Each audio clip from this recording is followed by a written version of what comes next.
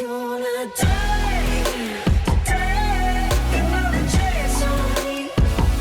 Is it gonna die today? Another chance on me. Or if I say I'm sorry.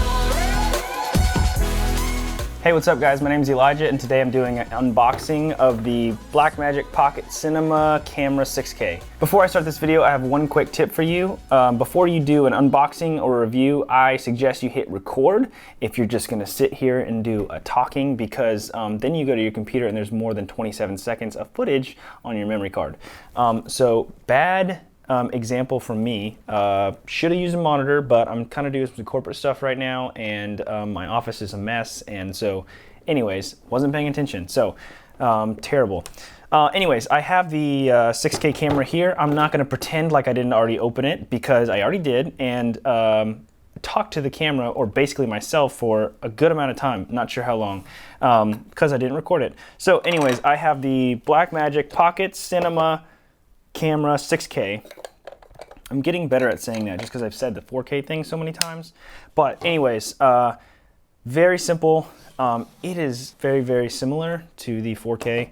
And you obviously saw that if you watched anything before on Blackmagic's website or their keynote thing.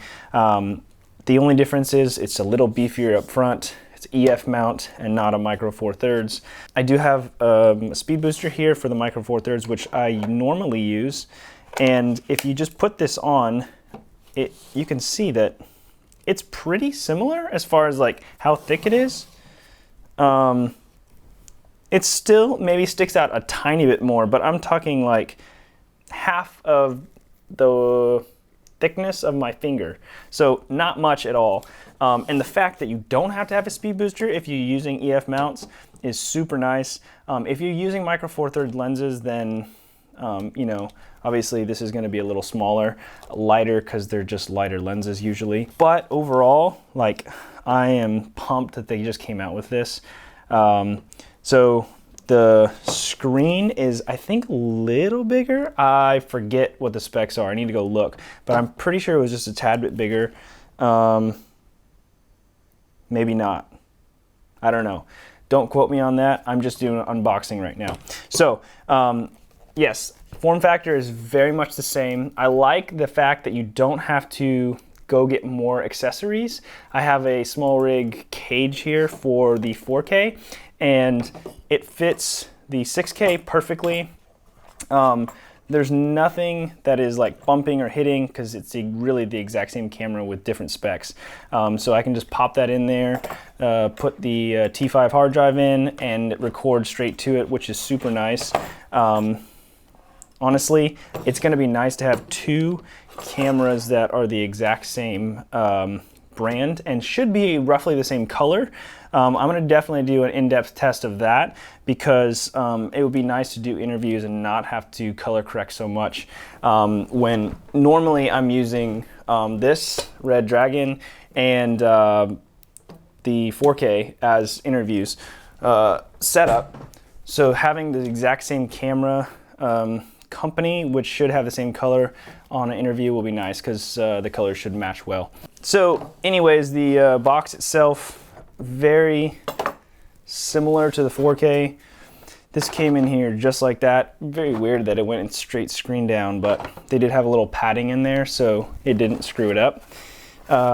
Inside was just that. So I will kind of fake this for you. Inside had the DaVinci Resolve Studio 15, which is still amazing to me that they are giving out such a great program, the studio version, with an already cheap camera, which they did with the 4K as well. So that is pretty awesome, and you know, shout out to Blackmagic for that. Then inside also came the, I guess I put it back in the camera, but the LPE6 battery, and these are pretty much worthless. The ones that come with it, I don't know why Blackmagic still hasn't made their own LPE6 that just was like a Blackmagic battery, because these ones are absolutely terrible, and it says don't dispose of in fire, but I would suggest you do that. Also in the top here we have a strap let's see, I would never use that. So if anyone wants it, just let me know in the comments and I will send it to you. Then the wall adapter with the ability to use these, or wall outlet, I guess, plug, and then the ability to use these different adapters for different countries. So not much in the box at all, which I'm actually a fan of because I get so much crap in the mail that whenever there's just stuff, I'm like, come on, like, why is this extra? I think I have like 1,000 of those little lens wipe cloths and just other junk they send with things because they feel like, oh, they're gonna buy it now because there's a lens cloth in it.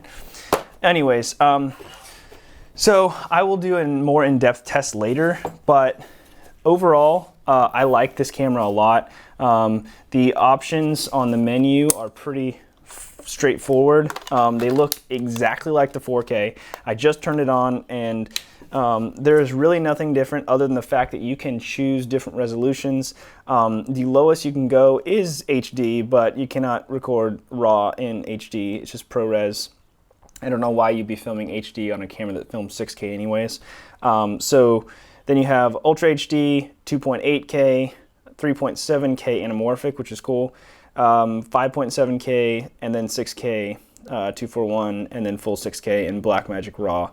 And let's see, yeah, and then so you have different compression rates, 12:1, 8:1, 5:1, 3:1. And then everything else to me looks the same. I'll have to go through this menu a lot more, but really, it's just nice to have a EF native mount that you can use on all the Canon lenses that you have, and something that films 6K in this size, pretty ridiculous. So if you like this video, hit subscribe, and next time I promise I will hit record so that you can see me do an actual unboxing instead of me swearing that I actually did hit record. Until next time, see ya.